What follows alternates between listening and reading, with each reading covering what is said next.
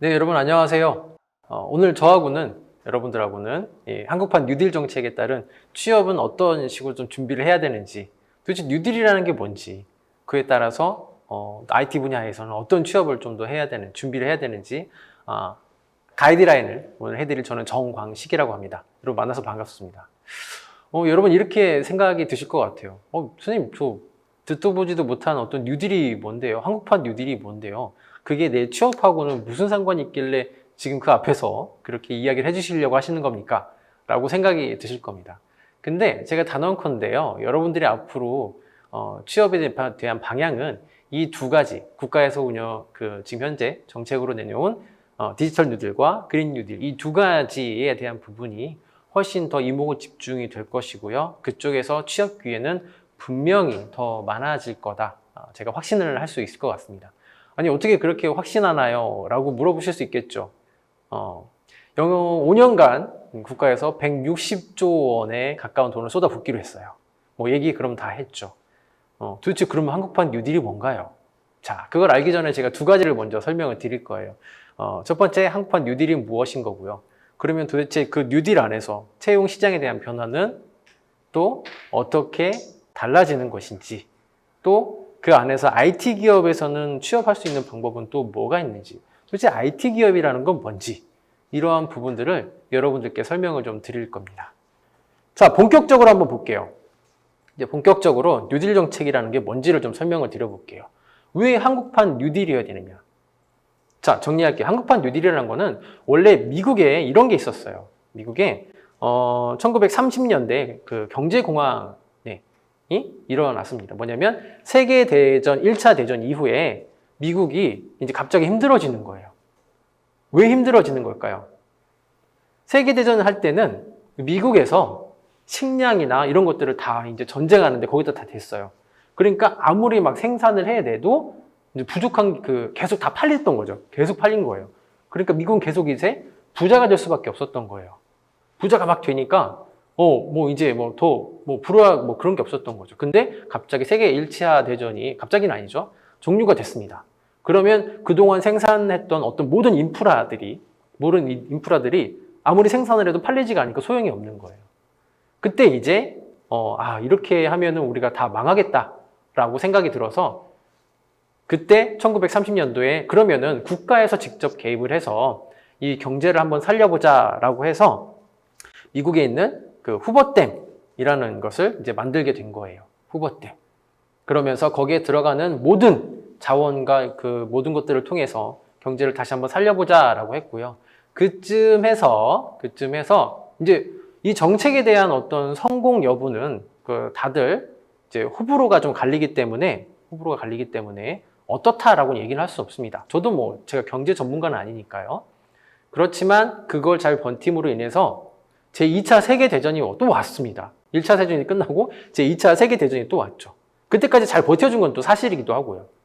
경제가 살아났다 이런 것들은 아까 말씀드렸던 것처럼 제 입장에서는 말할 수는 없지만 2차 대전이 옴으로 인해서 또 이제 곡식이나 이런 것들을 또 다 생산을 해서 전쟁을 할 때 거기 이제 또 되기 시작을 했던 거예요. 그러면서 또 이제 미국이 제2의 이제 또 호황이 또 오기 시작을 했습니다. 자, 그리고 이제 그걸 이제 계기로 해서 나온 게 이제 뉴딜 정책이에요. 아까 잠깐 말씀드린 후버댐을 국가가 정책을 직접 개입을 해서 경제를 살려보자 해서 각종 인프라죠. 댐이라든지 이런 거에 직접 투자를 하고 그걸 통해서 다양한 여러 산업에 좀 이제 물꼬를 터주기 위해서 했던 게 이제 뉴딜 정책이라고 보시면 되겠습니다. 그 대표적인 상징이 미국에 있는 이 후버댐이에요. 자, 그런 뉴딜 정책에 의해서 이제 한국에도 이제 경제가 이제 막 고꾸라졌죠. 왜 고꾸라졌죠? 이 코로나로 인해서 너무 많은 이제 경제 상황들이 이제 올 스톱이 되는 거예요. 이대로 가다가는 어떻게 될까요? 이대로 가다가는 나라가 망하게 생겼어. 그럼 어떻게 해야 돼요? 자, 그러면 이번에도 우리가 그럼 미국에서 했던 것처럼 우리가 직접 국가에서 시장에 개입을 해보자. 이제 세금이나 이런 것들을 통해서 주요 정책 사업에 힘을 줘서 성장할 수 있도록 한번 우리가 개입을 해보자라고 해서 나온 게 바로 한국판 뉴딜입니다. 한국판 뉴딜이에요. 자, 우리나라에서 하는 뉴딜 정책은 딱 두 가지입니다. 기본적으로 디지털 뉴딜하고요. 그 다음에 그린 뉴딜이라고 하는 그 두 가지를 가장 포인트예요. 근데 이게 더 중요한 건 미국도 이렇게 가는 거죠. 뭐라고 했죠? 미국에서 500조에 가까운 예산을 1년에 투자한다고 했어요. 우리나라는 1년에 그린 디지털 뉴딜에 58억이에요. 1년이 아니죠. 전체적으로죠. 유럽도 마찬가지고요. 중국도 마찬가지입니다. 똑같이 달리는 거예요. 왜? 할 수 있는 게 이거밖에 없어요. 미안하지만 저탄소를 생산하고요. 그 다음에 IT. 왜냐면 대면할 수 없는 현재 상황이기 때문에 비대면 사업이 육성이 될 수밖에 없는 거죠. 그래서 이 두 가지가 우리나라의 정책도 얘기를 만들었고 다른 각국에도 비슷하다는 얘기입니다. 제일 중요한 건 그거라고 했어요. 전 세계가 이제 같이 이와 비슷하게 진행이 된다라는 거. 자, 그럼 이걸 통해서는 뭘 하는 거냐? 뭐 디지털 뉴딜, 그린 뉴딜, 뭐 안전망 강화. 도대체 이 세 가지를 얘기할 건데, 그럼 디지털 뉴딜은 뭐고, 그린 뉴딜은 뭐고, 안정망 강화는 뭐냐라고 얘기를 할 수 있습니다. 자, 디지털 뉴딜은 기본적으로 얘기하면은 DNA 생태계라고 해요. 그 데이터, 네트워크, AI를 가지고 하나로 묶는 거죠. 그리고 기본적인 초, 중, 고등학교에 대한 교육 인프라를 다시 재정비한다라고 보시면 되겠습니다. 재정비하고요. 그 다음에 비대면 사업이죠. 지금 여러분들 저하고 비대면 하잖아요. 여기서만 보셔도 나오잖아요. 안 만날 거예요, 여러분 저하고. 그러면 도중에 뭐가 필요해요? 당장 제 앞에 놓여 있는 카메라가 필요합니다. 당장 제 앞에 있는 삼각대가 필요할 거고요. 여러분 집에 뭐가 필요해요? 당장 새로운 노트북이 필요할 거고요. 또 뭐가 필요합니다? 이어폰이 필요할 거고요. 그쵸? 집 안에 환경들도 꾸며져야 된다는 얘기죠. 새로운 산업이 이제 다시 육성이 된다는 거예요. 비대면이라고 해서 안 좋은 게 아니고요. 오히려 그 산업 자체를 다시 일으키기 위해서 새로운 분야의 다양한 공기청정기부터 시작해서 다 이제 새롭게 될 수 있습니다. 그 다음에 또 SOC 사회 간접자본이라고 하죠. 전반적인 행정 처리도 그렇죠. 가장 필요한 여러분들 이제 신분증도 이제 그 들고 다니는 게 아니고요. 전자 신분증을 이제 만들어서 여러분들이 핸드폰 안에 바로 이제 QR 코드처럼 또 그 사업들도 할 예정이고요.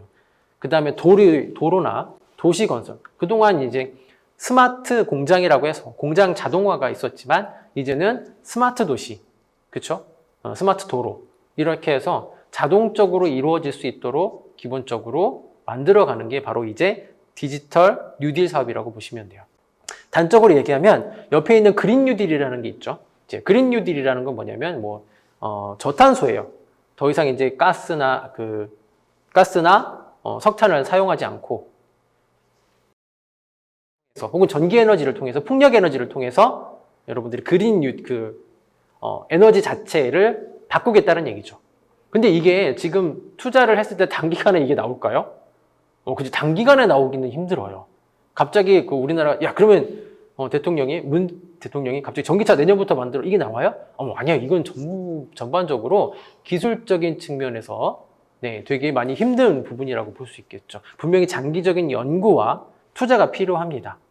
그래서 여기서 보시는 것처럼 그린 뉴딜에는 73조, 그 다음에 디지털 뉴딜에는 58조 정도 되는데, 이제 그 차이가 여러 가지 이유가 있긴 하겠지만 이런 부분들도 있어요.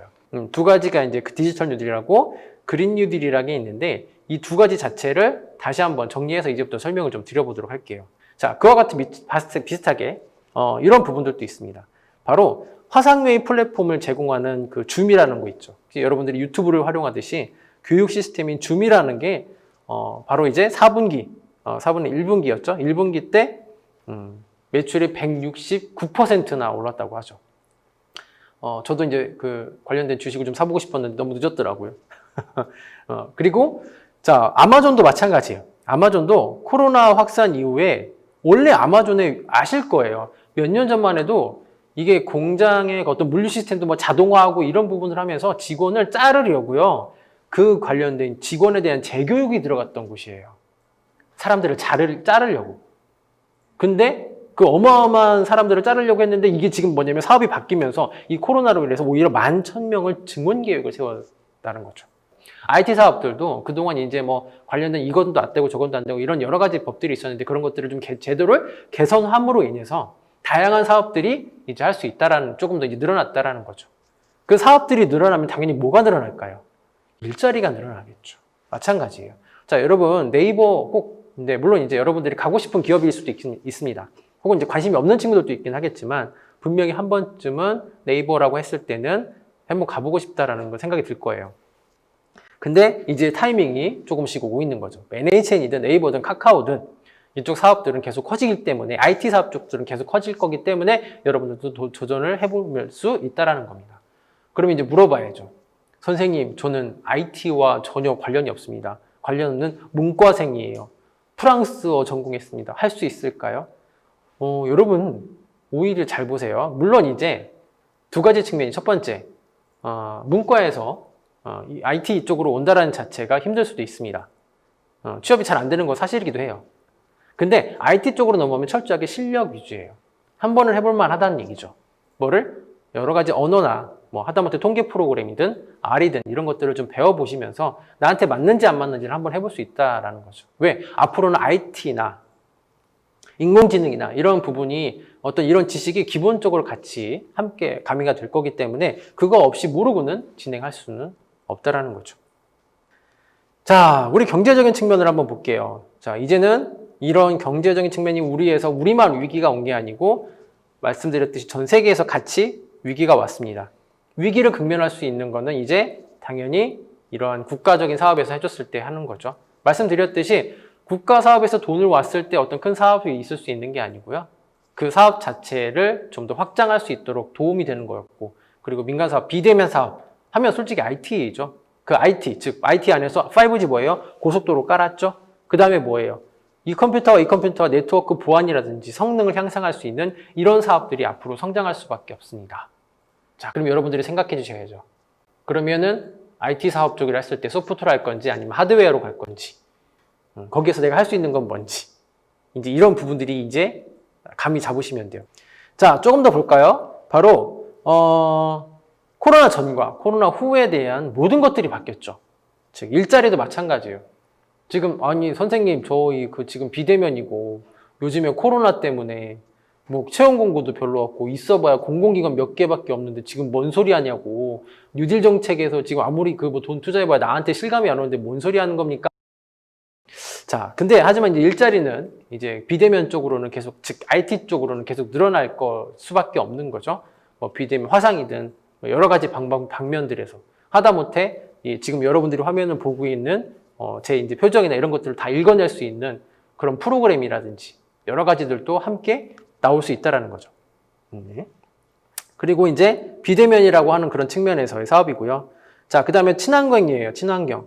보호무역, 온라인 여러 가지 뭐 주제들이 있는데요. 코로나 이후에서. 는 이제 IT 쪽하고는 그 디지털 뉴딜하고는 좀 거리가 있긴 하겠지만 가장 돈이 조금 더 많이 투자하는 부분들이 바로 이 친환경의 사업들이 많이 하게 된다라는 겁니다. 그래서 여러분들 선생님 IT 지금 들으시는 분들도 선생님 저 IT 쪽에는 별로 관심이 없습니다. 라고 했을 때는 좀 이제 그 생산을 해내는 이런 그린 뉴딜이라든지 뭐 수소라든지 혹은 이제 풍력이라든지 수력이라든지 네. 네. 그런 부분들이 좀 필요할 수 있겠다라는 거죠. 거기에 관련된 내용들이 필요한 거죠. 자, 그러면은 디지털 뉴딜, 혁신 경제. 그럼 도대체 뭐가 있느냐? 한번 제가 보겠습니다. 바로 가장 중요한 건 디지털 댐이라고 보시면 되겠습니다. 기존에 있는 정보들을 더 이상 흘러가게 두는 게 아니고요. 이제는 가두는 거예요. 내가 움직이는 순간, 그리고 내가 아침에 일어나고 내 심장 박동수, 이런 모든 것들이 이제 데이터 댐을 통해서 막아놓는 거예요. 왜 막아요? 필요할 때 쓰려고. 그래서 여러분들 이 디지털, 이 댐을 구축할 수 있는 저장 공간을 활용할 수 있는 큰 기업들이 앞으로 더 성장할 수밖에 없는 거예요. 그게 어디예요? 네이버, 카카오. 그래서 자, 그럼 디지털 댐을 만들었어요. 모든 데이터를 막기 시작합니다. 뭐 하다못해 숨 쉬는 것도 뭐 몇 번을 숨 쉬는지 이런 것들이 막아요. 그러면 그런 정보들을 이제는 유의미하게 활용할 수 있도록 가공을 해야 되고요. 그걸 분석해야 되겠죠. 가공을 하고 분석한다. 이 얘기는 뭐냐면 이 데이터 댐이라는 것을 통해서 자율주행, 그 다음에 뭐 여러 가지 활용할 수 있도록 그때까지 대기하는 거예요. 대기하는 겁니다. 그래서 기본적으로 이 공공 데이터, 자 여기에요. 일자리 관점에서 바라본 디지털 전환으로 시대. 즉 공공 데이터 14만 개를 이제 오픈하겠다 하겠습니다. 그리고 또 AI가 있어요. 그 데이터 정보들을 유의미하게 가공을 할 예정이에요. 근데 단순히 가공만 하면 될까요? 아니죠. 어떤 의미가 있는지를 뽑아내야겠죠. 그건 이제 AI를 통해서 만들어낸다는 얘기입니다. 마찬가지예요. 그리고 그에 대한 속도가 빨라야겠죠. 그래서 5G, 통신망, 그렇죠? KT, SK, 그다음에 LG 이런 기업들이 좀 더 앞으로는 유망할 수밖에 없겠죠. 통신망을 갖고 있는 회사들이. 또 100만 명의 바이오 빅데이터로 이제 희귀 난치병을 극복할 수 있도록 하는 그렇죠. 데이터를 모아서 솔직히 이제 비대면으로 화상으로 해서 의사와 만나고 이제 내가 가지고 있는 진단을 통해서 정확하게 볼 수 있도록 그러려면 카메라에 대한 어떤 성능이라든지 그에 대한 진단을 위해서는 어떤 체크라든지 이런 부분들이 있겠죠. 핸드폰에 대한 발전도 있을 것입니다. 이런 부분이 같이 발전을 할 수 있겠고요. 그러면 1차, 2차, 3차 산업이에요. 그죠? 얘네들이 소외받을 수 있겠죠. 농업, 임업, 얘네 산업 그동안 국가를 이끌어왔던 그런 산업들인데 왜 얘네들만 소홀히 할 수는 없잖아요. 그래서 예를 들면 드론이라든지 5G와 연결을 해서 농업에 대한 어떤 자동화, 그렇죠? 이런 것들을 좀 도와줄 수 있도록 또 여기에도 산업에 대해서도 투자를 한다는 얘기죠. 자, 제가 말씀드렸던 이런 부분이에요. 데이터가 몰립니다. 그리고 모두가 같이 쓸 수 있게끔 할 거고요. 그 안에서 유의미한 데이터들을 여러분들이 알아서 쓸 수 있는 거죠. 가공을 또 어떻게 하는지도 마찬가지겠죠. 그걸 관리하는 업체들도 생길 거고요. 그걸 분석하는 업체들도 생길 겁니다. 그만큼 이제 그 하나의 그 데이터 댐을 통해서 다양한 사업들이 생길 수 있다는 거예요. 두 번째는 뭐냐면 지금 앞에서 보시는 것처럼 사회 사업을 고도화하는 겁니다. 즉 이 얘기가 뭐냐면 스마트 공장, 그렇죠? 이전에는 스마트 팩토리라고 해서 그 공장 자체가 커다란 어떤 그 스마트화되는 것을 이야기했었어요. 근데 그 자체가 이제는 도시 또한 스마트화 된다는 거죠. 청소도 마찬가지고 가로등이나 혹은 이제 그 신호등 체계 자체들도 그때 신호나 화질의 어떤 기후에 따라서 바뀔 수 있다는 거죠. 자동화되어 가고 있다는 거죠. 근데 이게 어디까지 뻗쳐나갈 거냐면 이제는 철도나 그렇죠? 교통에 대한 부분들도 이제 자동으로 누가 어떤 신호를 주는 게 아니고요. 자동으로 이루어지는 거죠. 또 한 가지 그게 또 어디까지 갈 거냐면 그동안 우리가 자율주행 자동차라고 해서 자동차만 어떤 자율적으로 운행이 될 거다라고 생각을 했는데 이제는 그 범위가 더 넓어져서 항만이라든지 그 어마어마한 배가 이제 자동으로 움직이는 거예요. 야, 근데 더 중요한 건 이제 거기 사람이 안 들어간다는 게 문제기도 하겠죠. 이제 나중에는 근데 그 안에서 들어가는 시스템이나 이런 것들이 자동화되는 겁니다. 자, 그러다 보니까 어떤 사업이 또 발전을 할까요? 네. 당연히 그냥 그동안에 있었던 그냥 일반 반도체가 아니고요. AI 반도체라고 하는 것들이 이제는 조금 더 호황이 될 수 있죠. AI 반도체가 뭔데요? 그러니까 시스템 반도체가 이 부분이 같다라고 보시면 돼요. 그럼 시스템 반도체는 뭐예요? 그러니까 자동적으로 계산해낼 수 있는 반도체들이라고 보시면 돼요. 자, 그럼 그린 뉴딜에 대해서 조금 더 알아볼게요. 자, 그러면 그린 뉴딜로 갔어. 그러면 전기차야, 자율주행차야, 그 안에서 반도체 들어갈 거야. 그게 빨리빨리 통신이 돼야 돼. 5G 통신 필요하겠죠? 그리고 또 그 안에서 뭐 해야 돼요? 계산해낼 수 있는 AI의 어떤 그런 안정화가 되는 유지 보수 단계들이 필요할 겁니다. 그렇게 봤을 때 여러분들이 할 수 있는 것들이 무엇인지 내가 그 안에서 직무적인 측면에서는 할 수 있는 건 무엇인지는 여러분들이 한번 이제부터는 생각해 보셔야 되겠죠. 그린 뉴딜, 그다음에 디지털 뉴딜에 대해서 좀 설명을 드렸다고 좀 이해가 되셨다고 한다면은 이제부터는 그 어떤 변화, 어떤 것들이 조금 더 집중적으로 해야 되는지 그런 부분들에 대해서 좀 설명을 좀 드려볼게요. 그러면은 제가 위에서 얘기했던 그린 뉴딜과 관련된 디지털 뉴딜과 관련된 그런 기업들은 어디가 있는지 그것부터 한번 볼게요. 자, 그러면 아까부터 제가 IT 기업 얘기했는데 IT 기업이 뭔가요? IT 기업이라는 건 뭐냐면 정보화 시대에서 유형과 무형 모두가 다 해당이 되는 거예요. 그 소프트도 해당이 되고요. 반도체도 해당이 되고요. 그와 관련된 인프라들도 같이 포함이 되는 게 바로 IT 기업이라고 얘기를 하는 거예요. 그래서 특정하게 소프트웨어만 해당이 된다는 건 아니죠. 이게 정의적인 측면이에요. 그래서 선생님 저 IT 기업 갈래요가 아니에요. 그러니까 뭐 할 건지, 소프트웨어에서 어떤 언어를 활용하면 뭘 할 건지가 더 구체적으로 정해지셔야 되는 거죠. 나는 반도체 회사에 뭐 할 건지 이런 것들이 정해져야지 그냥 IT 기업 가고 싶어요. 기본적으로 보게 되면 우리나라에는 네이버나 UF, 소카, 쿠팡, 우한인재들 여러 가지 있죠. 그럼 선생님 이런 기업들은 다 알잖아요. 다른 알짜배기 기업들은 없나요? 라고 물어볼 수 있죠. 자, 그러면은 제가 몇 가지 좀 소개해 드려 볼게요. 여러분들이 찾아볼 수 있는 기업들이기도 했는데 좀 찾아보면서 이런 기업들은 여러분들에게 좀 소개해주면 좋겠다라는 생각이 들더라고요.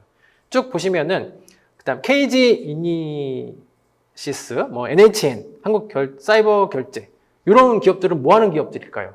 뭐 하는 곳이에요? 결제 시스템을 도입한 그런 그 회사예요. 그다음에 또 보시면은 안랩이라든지 도전 비전 이런 쪽 회사들입니다. 그렇죠? 뭐 안랩이 당연히 보안적인 측면이에요. 여러분들이 보안과 관련된 어떤 그런 좀 해보고 싶은 그런 생각이 있다라고 하면은 이제 안랩이라든지 이런 쪽도 생각을 해보시면 되겠죠.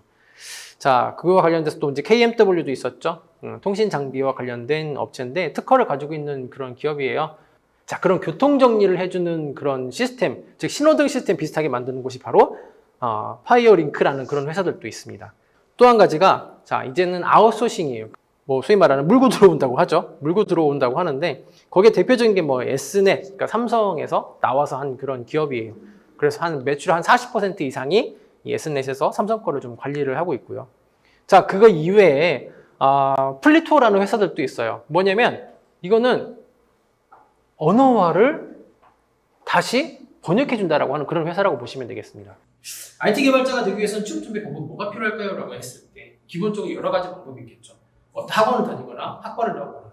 근데 독학을 한다고 해도 이쪽 분야에서는 그게 뭐 흥미되지 않습니다. 할 수 있기만 하면 돼요. 할 수 있으면 돼요. 학원을 다녀도 돼요. 학원을 다녀도 국비과정을 받아도 상관은 없습니다. 다만 그게 포트폴리오적인 측면에서 정리가 될 수 있으면 되겠고요. 그걸 할 수 있다는 어떤 근거적인 측면만 내놓으시면 되죠. 그래서 그냥 그 IT 쪽에서 요즘에 취업할 때 많이 요청하는 게 뭐예요? 포트폴리오겠죠. 그런 적인 측면은 그 포트폴리오를 계속 관리해놓으면 더 도움이 될 것 같고요. 하나라도 제대로 하세요. 즉 뭐냐면 기업마다 쓰는 언어들이 달라요. C나 C++이든 파이썬이든 R이든 이런 것들 툴에 대해서는 기본적으로 하나라도 제대로 해서 하는 거지 이것저것 다 하는 것보다는 기본적으로 하나 얘기했고 학과는 상관이 없다. 진짜 이쪽에서는 학과는 상관이 없고 실력의 문제이기 때문에 비전공자들도 충분히 해볼 수 있겠고요. 그리고 추천 활동은 창업 경진대회라든지 특허 출연을 해볼 수 있는 어떤 그런 프로그램들이 있어요. 이런 것들을 좀 경험으로 인해서 꼭 특허를 받지 못한다고 하더라도 충분히 여러분들이 하시는 데는 도움이 될 거다. 해본 자체가 여러분들의 어떤 경험이 될 수 있고요. 하나의 스펙이 될 수 있습니다. 그 이외에 자격증 뭐가 있나요? 라고 물어보면 데이터 관련된 어떤 자격증이 있긴 한데 실제적으로 그거는 이제 기업에서 하는 사람들도 아직은 뭐 그게 크게 도움이 뭐 있으면 좋긴 하지만 없어도 뭐 크게 문제가 되지 않는다 뭐 이런 식으로 평가를 하는 분들이 많기 때문에 제가 가장 지금 말씀드렸던 어떤 활동을 어떻게 하고 있는지에 대해서 그런 경험적인 측면을 좀 더 넓히시면은 IT 개발자 뭐 데이터 관련된 어떤 전문가라고 했을 때 이런 분들이 좀 더 커버가 될 수 있겠습니다. 자, 그와 관련돼서는 뭐 HRD 넷이나 이런 쪽에 좀 들어가셔서 좀 보시면은 좀 국비 과정이나 이런 것들을 조금 더 저렴하게 혹은 이제 무료로 활용해 볼 수 있겠고요. 지금까지 내용을 한번 좀 정리해 보면 뉴딜 정책에 따른 어떤 그 그린 뉴딜과 디지털 뉴딜에 대해서 어떤 사업들이 있고 그에 따라서 준비를 어떤 걸 해야 되고 기업은 어떤 기업들이 있는지 간단하게 먼저 보여드렸어요. 그 이외의 기업도 정말 많습니다. 좋은 기업들 많으니까요. 여러분들이 추측해봤을 때 여기는 좀 괜찮겠다. 데이터 센터, 그다음에 뭐 유지 보안 관리 어떤 게 있는지 거기 좀 포인트를 좀 맞춰서 준비해 보신다고 한다면 충분히 IT 기업과 관련된 쪽에서는 승산이 있을 수 있으니까. 물론 이제 어떤 개인의 의지가 더 크긴 하겠죠. 하지만 누구도 막지 않습니다. 그것만 좀 알아주시면 될 것 같습니다. 그렇죠. 네. 온라인 수업이 솔직히 좀 더 힘들어요. 가만히 앉아서 듣는 것 자체도 되게 힘든데 그 2시간 동안 여러분들 잘 들어주셔서 감사하고요. 그린 뉴딜 정책과 관련된 거는 검색을 한번 해보시면은 PDF나 이런 파일들이 정말 방대하게 많이 나옵니다. 필요하시다면 좀 더 알아보시면 좀 더 깊이 있게 알아보실 수 있을 것 같습니다. 2시간 동안 고생하셨고요. 혹시 다음에 좋은 기회가 되면 다시 뵙도록 하겠습니다. 수고하셨습니다, 여러분.